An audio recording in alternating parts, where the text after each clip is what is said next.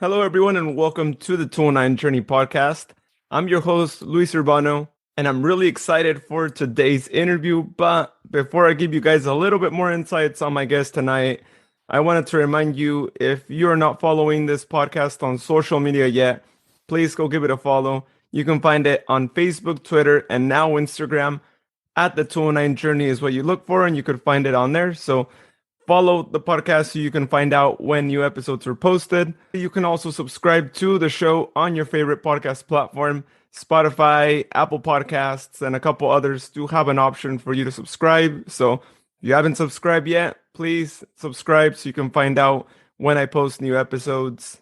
So let's get started with tonight's episode here on the 209 Journey podcast.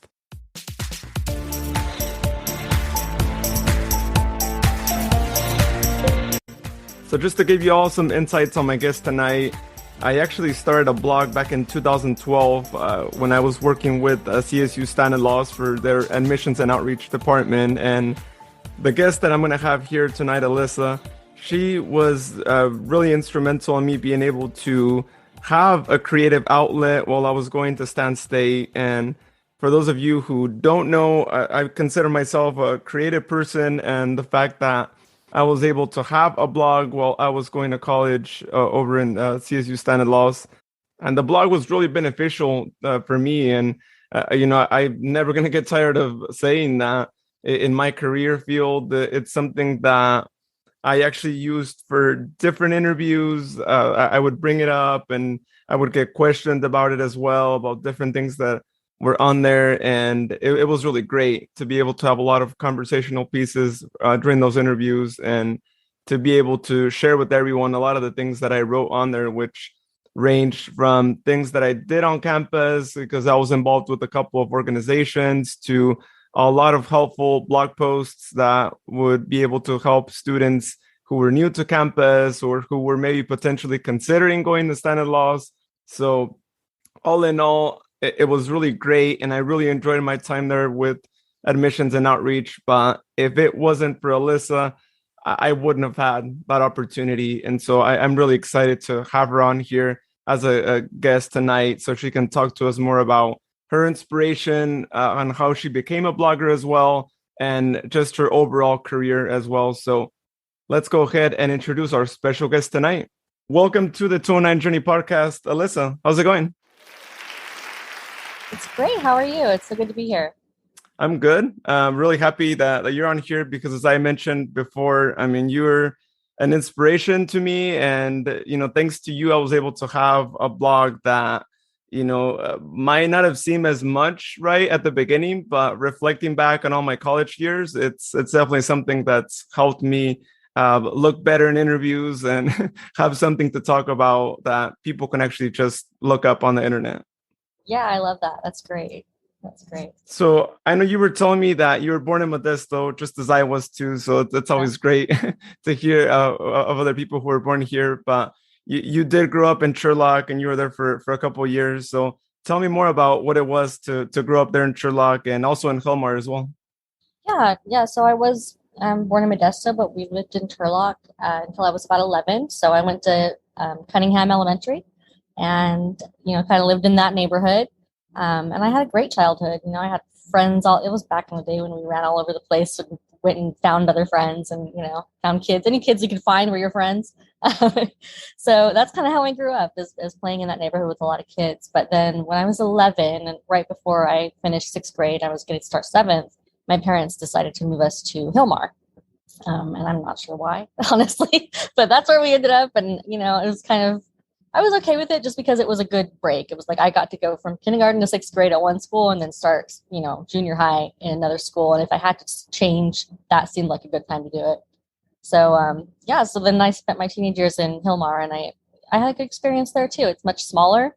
It's a very small town, it can be a cliquey town, there's definitely that aspect to it. But my experiences were always good. It's a very small school, and but everybody it was a good school, I think. And they had a yearly writing festival that I used to dominate. And that was like my favorite thing every year, was just filling out every category in the writing festival. Like, okay, I need a poem, I need a story, I need this. And I would get, I have all my medals and my trophies. So it was a good high school experience. So I gotta ask anytime, anyone mentions Hillmar, but I'm sure at some point you went to the Hillmar cheese factory, right? And Sure. did the tours and all that. Yep. We all did. Yeah. Yeah. I love Hillmar cheese. That's my favorite cheese. I still go there for cheese because it's just nothing else quite compares. Yeah, and it's a great spot. I mean, I've only been there once, It's and quite it was for an beautiful. event, but Mm. it looked like a really great place to go to, and glad we have it here in the Yeah, 209, and they're pretty big. they are. They're huge. Yeah, it was a cool thing to have that so close to home, and we could go see cheese being made, and those are things that are fun for kids to see things like that, and it was nice to have them. Yeah, it's interesting the process too, right? I mean, there's a lot that goes with it too. We just see it and think, oh, Yeah. it's probably easy. You just just get milk and then you get it That's it. solid and it's good.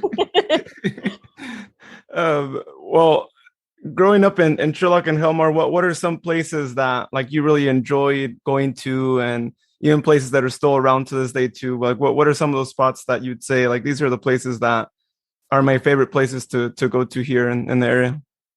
Well, it has changed so much, in my 40 years here. It's insane how much it's changed. So most of the things that I remember from being a kid are not even there anymore. But I spent my whole life here. So I remember when I first started going to Stan State, the exit off of 99 at Modesto was just farmland. It was just nothing. There was nothing there. And now it's the biggest intersection of, it's Countryside Drive and all of that. So I enjoyed watching all of that grow. And Stan State was actually always a favorite place. Both my parents went there. That's where they met. And we just always went there for, whatever kinds of events were happening, and to use the grounds for flying kites or walking the dogs. And, it's just a beautiful place to be. And so we spent a lot of time there growing up. Wow, that's awesome. Hey, and then years later, you'd be working there too. So Yeah, crazy. that's Oh, and AJ's Cafe. I have to say, AJ's Cafe on Gear Road is my favorite place for lunch. My husband and I go there for lunch quite a bit. oh, nice. I'll have to check that one out too. Yeah, definitely. Well, I want to get right to your blogging career as well, right? Because as I mentioned before, I started my basically what was my first blog thanks to you because we had a project going on there. But before we kind of touch on that project itself, I want you to tell me more about being a mom blogger, right? As you quote yourself on your website, you were a mommy blogger before mommy bloggers made money. So I'm curious how you got started with that and how that was. Yeah, so that was when I was working at Stan State, and to be honest, I was a little bit bored in my daily work. I think I was a secretary at the time, and it was just not. It made it was I was good at it, and I enjoyed aspects of it, but overall, it was kind of boring. It wasn't super stimulating intellectually anyway, and I've always been a writer, and so I was an English major, and I never wanted to be a teacher. I wanted to be a writer. So when blogs started appearing and I started reading them, it just felt like a natural fit. It was like, yeah, that's what I should be doing. If there's a place where I can just write and publish and people will read it. So yeah, I was pretty early on, in the blogging world. I think it was 2008 or 9 that I started my mom blog, and it was called Near Normalcy, just so it's nearnormalcy.com. And my tagline was near normalcy and staying there one Zoloft at a time. So I talked a lot about mental health too, and sort of the idea that we should destigmatize it and normalize that. Yeah, I take an antidepressant, and it just helped me function, and it's not nothing to be ashamed of. But also, it turned out to be really mostly about my kids, and I tried to be humorous with it. And there's a couple posts on there. I did one about weaning my daughter who wanted to breastfeed till she was like 2, and I was like done with it. And so I did a post about how I got her to stop that. And it's still like I still get hundreds of visits a month on that post, and it cracks me up. And there's a couple other ones. I did one with tech tickets where I had a whole system where I would give my kids tickets for good behavior, and they could trade them in for 15 minutes of screen time.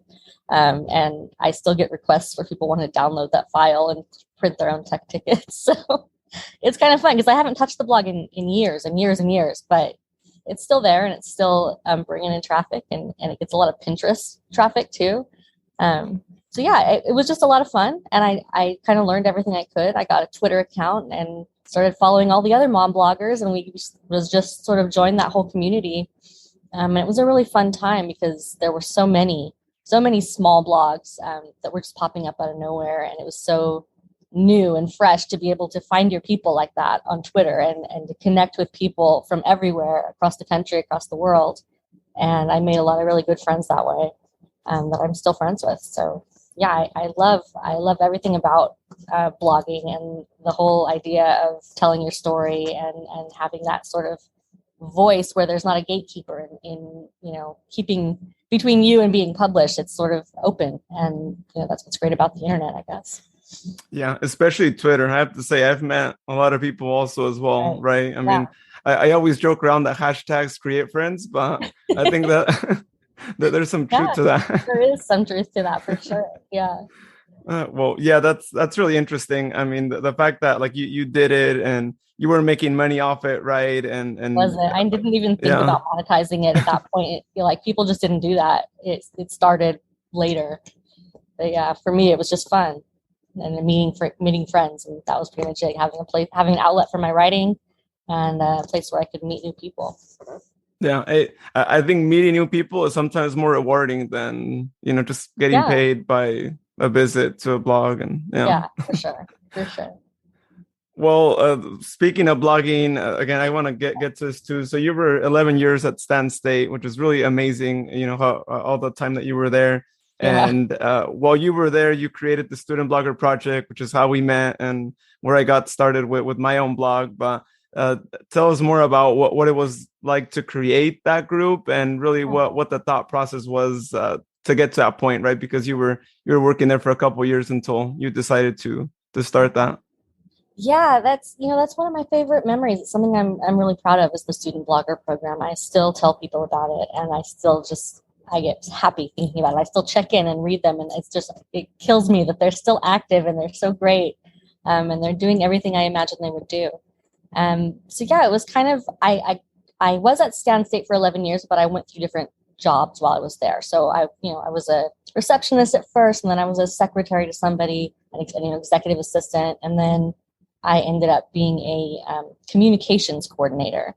So when I was in communications, I ended up in the admissions office, and I was in charge of their social media. And at this point, it was like a very dusty Facebook page that nobody followed, and like that was pretty much it. So I came in and I created a Twitter account. I created an Instagram account. So if you follow the admissions office on Instagram and Twitter, those were me. I created those. And I just had a lot of fun that was really the beginning of my career as a marketer. Was I had these, while I was blogging personally and I was learning all this about the internet, I was able to use that in my job and bring that to work and share those skills.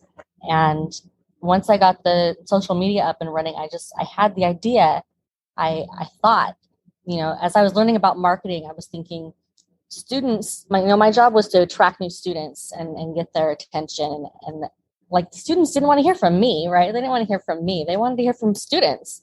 And so I thought, well, blogging, that's, my favorite thing right now. And that's just a perfect vehicle for that. So we can put students and give them a blog and give them a voice.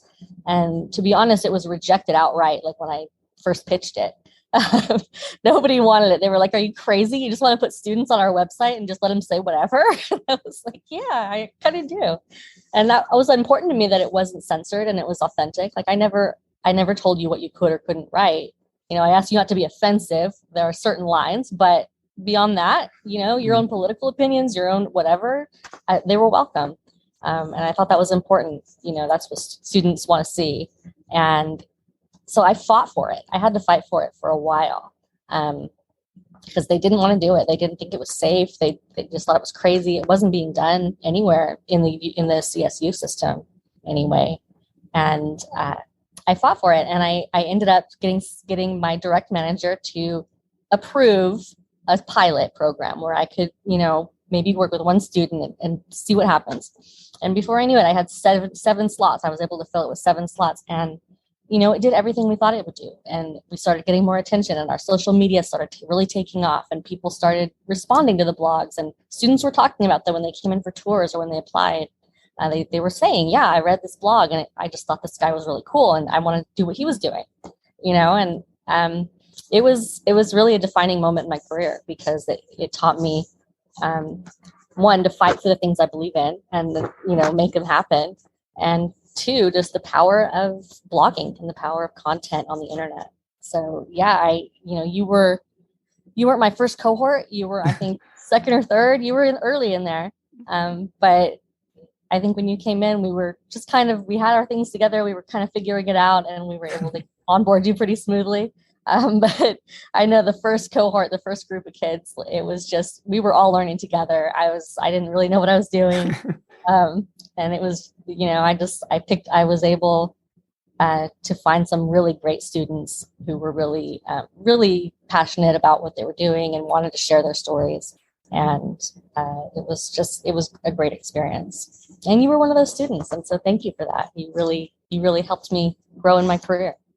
Oh yeah, thank you as well, because I would also say the same thing too. It helped me grow a lot in my career, and I remember after that I was just trying to recruit for more student bloggers, right? Because as I was going to graduate, I was like, we need to keep this thing going. And I know as of last year there were still some. I don't know if they're still hiring more for this year, but last year there were a couple that graduated, so it looks like hopefully it'll still continue this year, and we'll still have that. But it's kind of surprising, right? And I remember I used to always go to other college websites just to look up, like, are there others that are doing this too? And, I would even venture to say that if you look nationwide, there was maybe just like a handful of others that had something, and it wasn't even directly something like what we were doing, right? Because they were more like, they had a prompt, right? That's what they were more forced to write on a prompt. So I think it's something really unique. Write what you want to write and share your experiences. But yeah, you're right. I mean, it had never been done, and it was very scary for a lot of people, I think. And that's kind of funny to me now, knowing how prevalent it is, blogging in general. But yeah, I definitely had to fight for it, and I'm glad I did. And I'm really appreciative of your supervisor for being like, all right, we'll try it out. Yeah, I know, me too. And once I got my claws in, I wasn't letting go. I was like, all right, we're doing this, we're going forward. But it was always a success after that. So it worked out.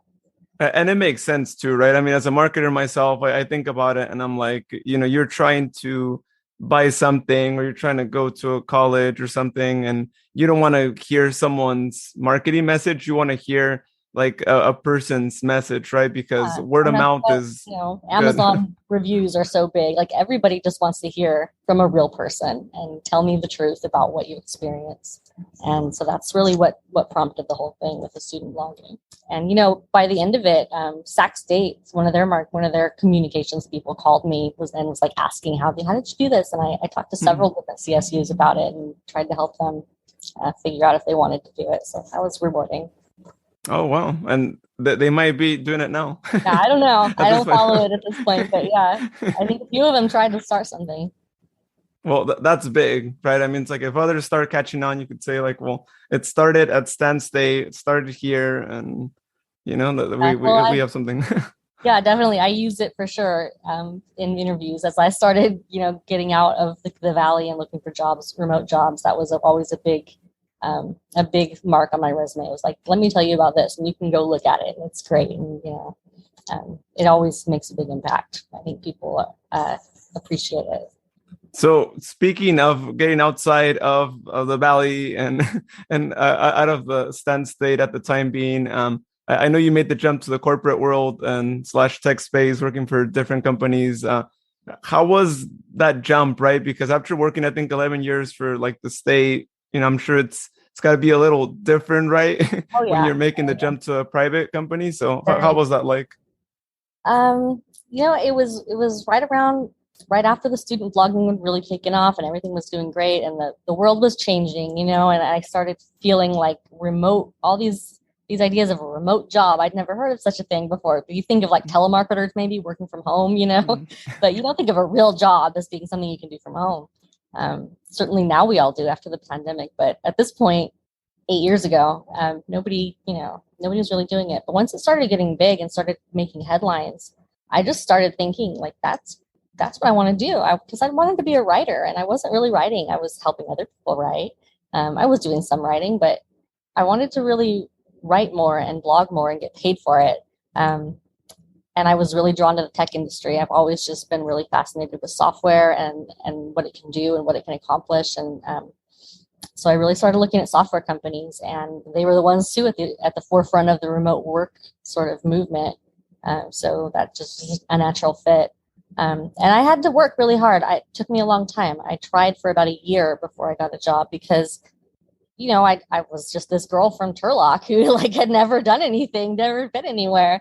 And I'm applying at companies in New York and San Francisco. And it took some time to really build my resume. And, a lot of it comes down to storytelling. And luckily that's a skill that I have. So it was really about learning to tell the story of my career in a way that shows sort of growth, and it shows initiative, and it shows, some of those soft skills that will help you. They're transferable. You can apply them anywhere. And so if I could show myself as a person who makes a difference, a person who takes risks, a person who makes a big impact, and who's always growing, that sort of served me really well. And so once I was able to frame my career to that point in a way that was really positive and impressive in that way, and sort of say, and this is how, I can do this for you. I want to help you do this and that. And I want to help you grow your business, and I want to help, I want to grow with you. And it took a long time. Because there was a lot of competition, and there were a lot of people who were much better writers than me, probably, and much more experienced in journalism and things like that. But eventually a very small software company in New York took a shot on me, and I'm so grateful that just changed my life. Because, frankly, to be frank, I make a lot more money working outside of the Valley than I did when I worked here. So it's, I still choose to live in the Valley. I spend my money in the Valley, but I don't make my money in the Valley anymore. Yeah, which, hopefully, I always say this as the years go by, I hope that changes, right? That we bring in more. It looks like things, are growing here. We're getting more investments, and hopefully, right? Because we have a lot of people going to the Bay Area, and it should be the other way around. For sure. And that's, I think, what's great about the remote work movement is that people like me who, people who have certain talents, who are living where they want to live and don't want to go to the city, have those opportunities and are able to, take those jobs and make those incomes and give it back to their, community and sort of, this is where I live, and this is where I shop, and this is, I think it's a good thing. Yeah, that's a really great statement right there. Like with remote jobs, that's going to do a lot of good here if we keep our money local. Yeah, absolutely. And I would encourage anybody who's like a knowledge worker. If you work in an office, you can work from home. That's kind of, if you can do it at a computer, you have no limitations. And that's what I think, a lot of people don't think about. But really, if you can do your work all on a computer, aim higher. You don't have to work for somebody in Modesto. You can work for somebody in New York City. You can work for somebody in Washington, D.C., in Seattle, in San Francisco, and still have the life you want in the Valley without leaving. And I'm really glad that I made that leap. It was a risk and it was scary, but it was definitely worth it. Yeah. Oh yeah. That's, we were just talking about it offline, right? Sometimes you take risks and things happen, and then it's because there's something good out there, and just got to be patient sometimes. But well, speaking about writing, I want to know what's something that you enjoy the most about it. For me, I guess there's a lot of things. I've always been a writer. From the time I was 7 or 8 years old, I wanted to be a writer. I never wanted to be anything else. That's just, I think I'm lucky in that way. Not a lot of people have something like that they can just grab onto. But that was my thing. Is I love to write stories. I love to write poems. I love to play with language. But I also love to tell stories. And so both of those things are very appealing to me. When I was blogging, it was just because I would tell myself stories in my head. I always have a story, and I just needed to put it down. And once I started putting them down, they just were flowing. And to be able to sort of tell my life experiences in a humorous way was really appealing. So, now I write blogs about software, and I work with software engineers and developers, and it's not sort of the same as a mommy blog for sure. but and it's not like I'm a novelist or something, but I just love that. How do I want to say this? I love the software industry. I love developers. I've worked very closely with a lot of developers. Like I told you before, I worked at Stack Overflow for a while, and they are the biggest developer community in the world. And I think that developers as a whole are very generous. They want to share. They want to share what they know. And that's sort of the basis of Stack Overflow, because people go there to help other people. They go there to post the things they know and answer the questions. And so to be the person who can sort of work with engineers and help them put their thoughts into words and help them tell their stories in an effective way, and that's so rewarding for me. And so that's what I do a lot of at my current job. I don't have a lot of bylines on my own blog. I run a blog, but it's not necessarily like you're going to go and see Alyssa Mazzina everywhere. I have been in jobs where that was the case. In this case, I work with engineers who work at my company, and we're really telling the story of the software. We're telling the story of the work and the code, and it's a different thing, but it's really rewarding to be able to help people with my skills. I can come in and I don't have their skills at all, but they don't have my skills, and so it's good to be able to marry those two things. Yeah, but working both together, you could accomplish really great things. So it works out. Definitely. Well, I know you speak on writing blogs and all that, but have you ever thought about maybe writing a book one day? Is that like in the plans or? Yeah, for sure. I do National Novel Writing Month almost every year in November. It's called NaNoWriMo for short. And it's like a challenge where you're challenged to write 50,000 words in 30 days. And so it's kind of nuts, but I've done it every year since 2009. And I don't always finish, but I always try. And I have finished. So I have a lot of partially written novels in my, Google Drive. There's just folders. I've never quite finished anything, never quite got to that point, but certainly I'm always writing and I'm always thinking about that. And maybe someday a novel will complete itself and come out. But, it hasn't been a huge priority because I do have my career.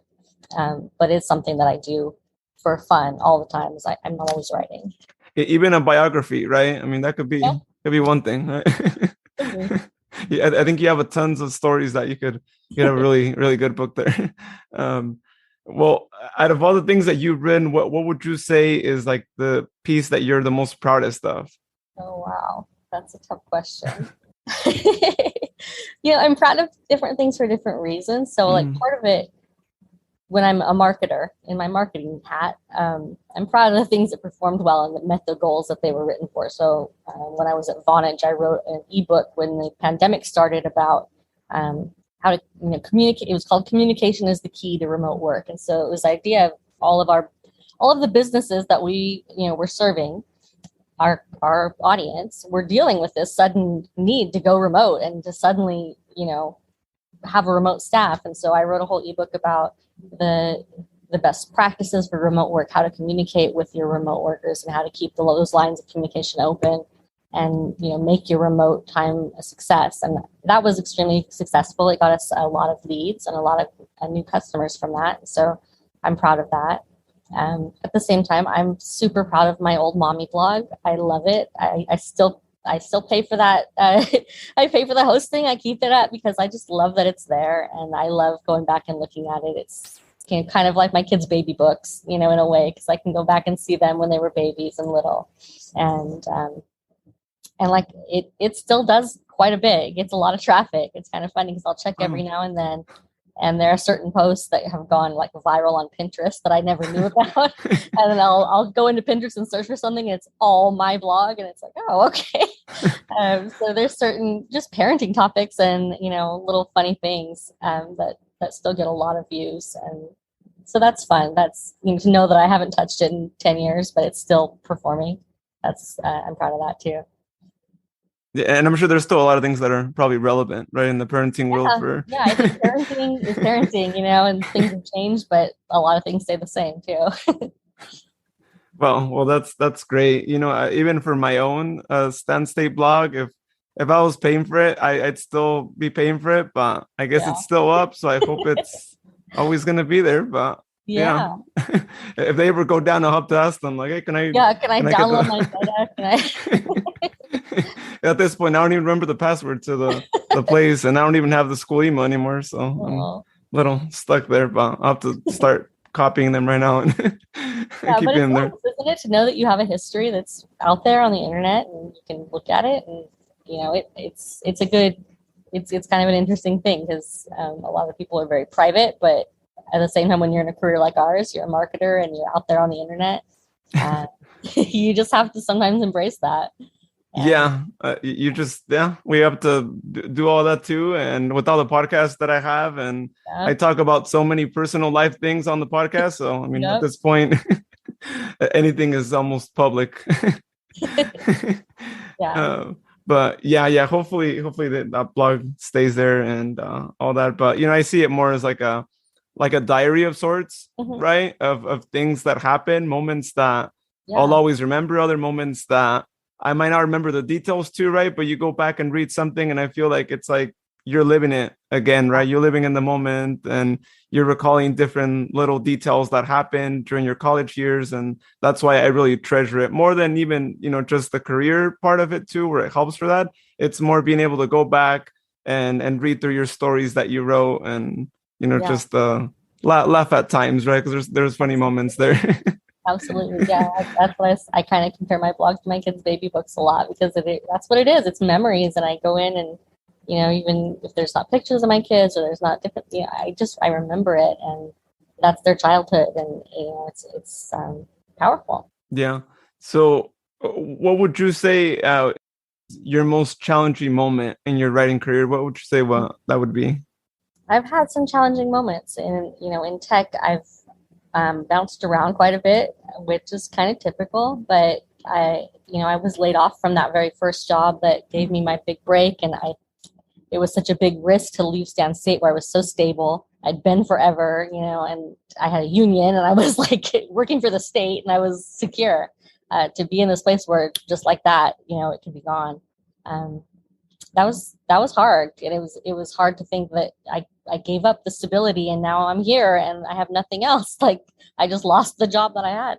But you come through those things and you grow, and for me, each time I was laid off from somewhere, the next job was a step up. It was whether it was in responsibilities or in title or in salary, it was always an increase in some way. And so that's kind of how I approach challenges is just try to learn from anything. Don't be afraid to fail, and treat everything as a lesson.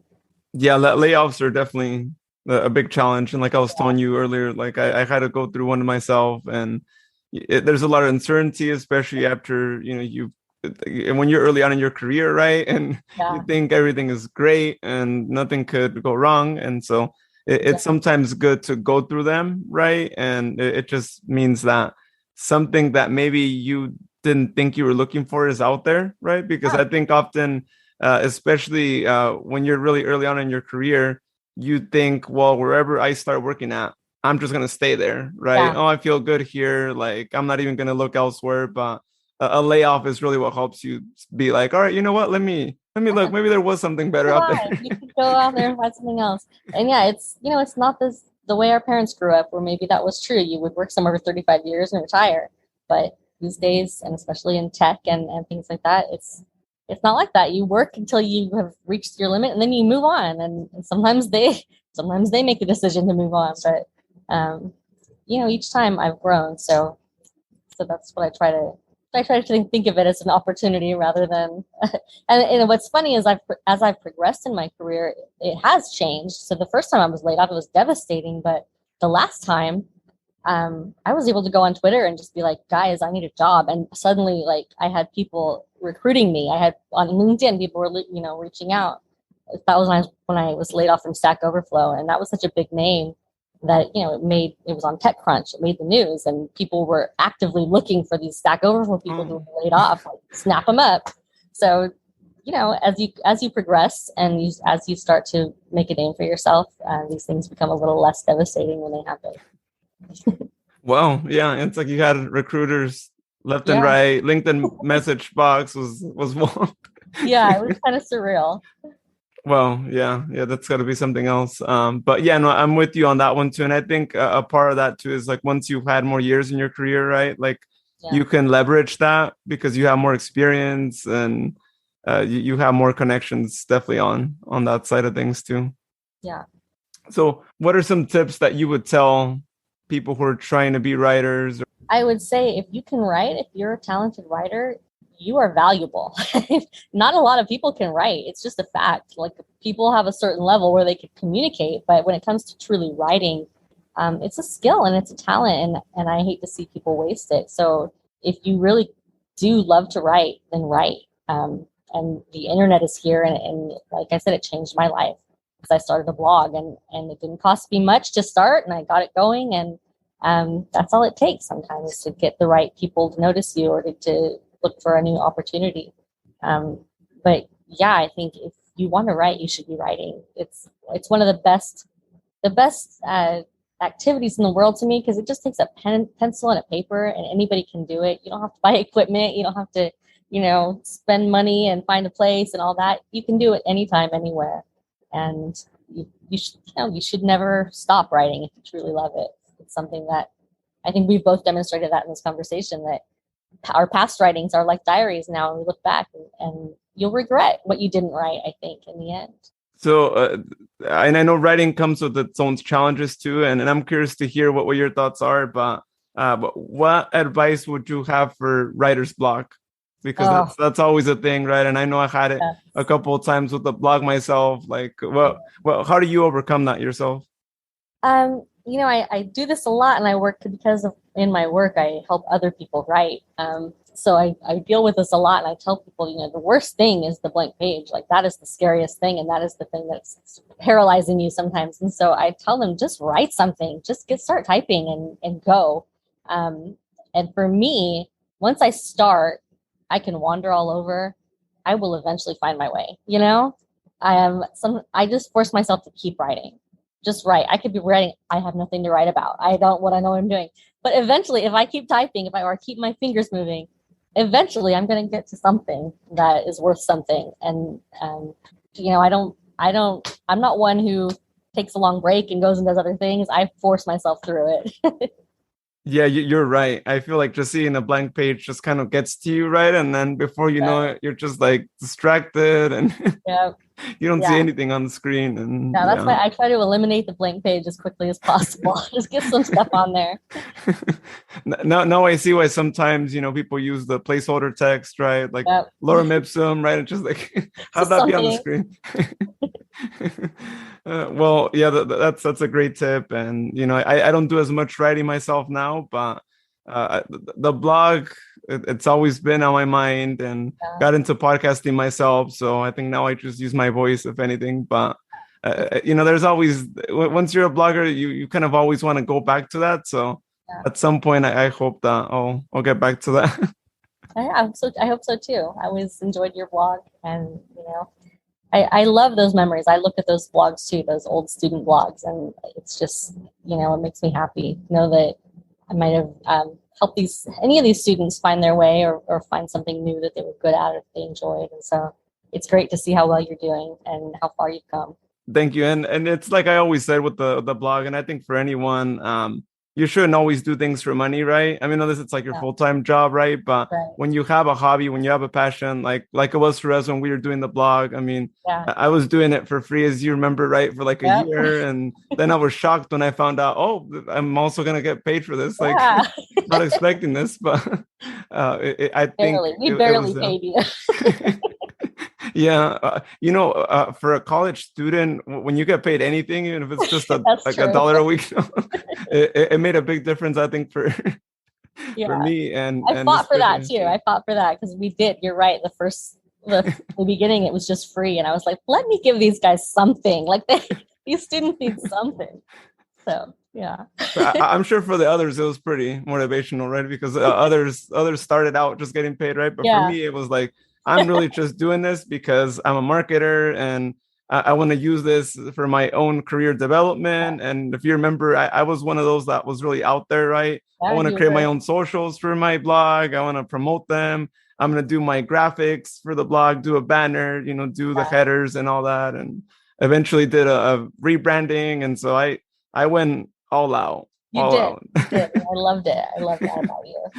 And hopefully others have done the same. I haven't seen much of them lately, but I hope that others take it like that. And Yeah. like you said, we got paid. It was a certain amount. That's what it was. But I was like, you know what? I'm gonna go above and beyond because I enjoy doing this too. So Yeah. yeah, it's good when you find things like that where you're Yeah. like, you know what? I might get paid See this, something as but an I'm gonna get opportunity. more. Yeah. Anything that you can treat as an opportunity to grow, that's more valuable than money. Yeah, for sure. Well, one last thing before I let you go. Do you have any additional shout outs you want to give to anyone? Any things you want to promote yourself? Maybe share your consultant business as well, like that you have. Um, well, I I do have a consultant business. My website is just alyssamazina.com. I'm not real active right now. I'm pretty busy in my full-time role. I did run that exclusively for quite a while. I was self-employed, but I'm no longer a full-time self-employed consultant. So not doing a lot of that. But I work at Prefect and it's prefect.io. And if you're a data engineer, you definitely want to check it out. Um, but yeah, I guess that's it. You can follow me on Twitter too at Alyssa Mazzina, and I try to just use my name everywhere, so I'm pretty easy to find. There's not a lot of Alyssa Mazzinas in the world. And you got your domain too. I I gotta say, do. it's an awesome feeling when you get your It is. .com. Yeah. Well, Alyssa, I've taken enough of your time here too, but thank you so much for being on the show tonight. I know we've been kind of working on this interview for a couple of months, Yeah. and I'm so glad because, like I said, you were an inspiration to me, and the blog really helped me grow a lot in my career. And here I am doing podcasting now, and so Yeah. blogging definitely helped creativity and just keep it going, and that's why I have like over like 5 podcasts at this point and all Awesome. that. So Well, I'm honored that you asked me. It's been a great experience. I love seeing how far you've come. Like I said, it's wonderful to see, and thank you for having me.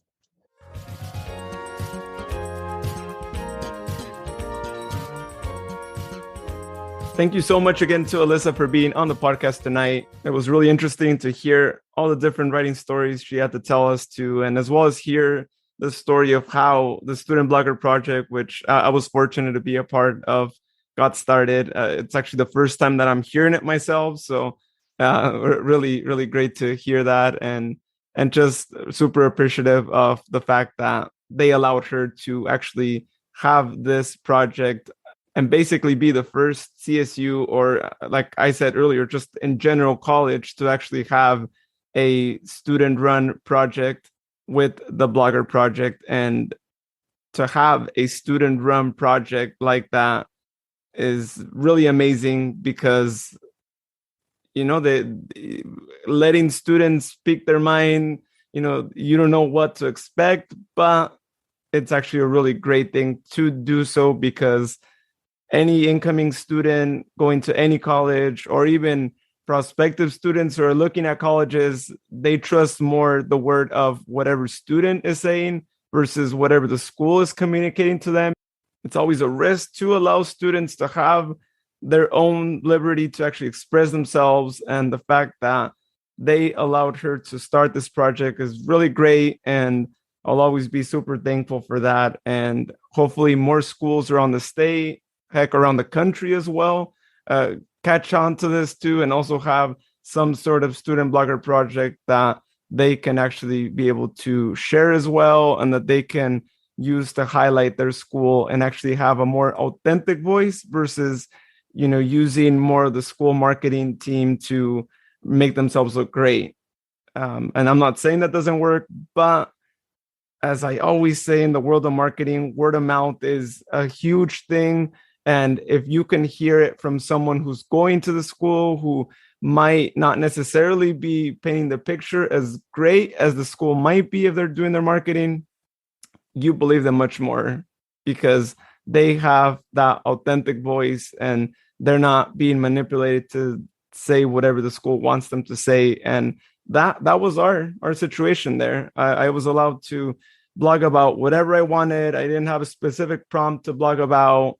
And when you do that, you just open up the world for students to be more creative with their works. And so that I'll forever be thankful for it, because being a creative person myself, I really enjoy having that creative liberty. And that really allowed me to be able to write about so many different things. And in fact, that blog was a big inspiration for me actually starting the college podcast that I have, that is called The College Solvers. And if you haven't checked that out, I invite you to go check it out. I'm still working on adding more podcast episodes to that one, so might not be as updated as this one, but more to come on that podcast. And definitely my blog that I started at Stanislaus State was a big inspiration for that. And I still go back to the blog myself and get some of those posts to create some podcast episodes as well. So definitely I still go back and check that out. And speaking of that, hey, if you want to check out the blog that I did for Stanislaus State, you can actually go on Facebook and search for Words from a Warrior, and you should be able to see it there. I put a link to all the posts there as I had them. And so if you want to go check out all the different posts that I did, I actually published over 200 blog posts there. And I was super proud of that achievement because, as I mentioned before, I had writer's block at times, so it was never easy to be able to do so many blog posts, but I still managed to do it. And if you want to go read on my college time at CSU Stanislaus, go check that out. Great. Well, thank you so much, everyone, for listening to the podcast show tonight. As always, I really appreciate your support of the show. And if you want to go follow us on Instagram, Twitter, and Facebook, you can find the show at The 209 Journey. Also, I invite you to subscribe to the podcast so you can be notified when new episodes are posted. As I always say, I'm trying to post a new episode each week. So if you subscribe, you'll be able to find out each week when a new episode is published. Well, everyone, have a great night, and we'll see you next week here on the 209 Journey podcast.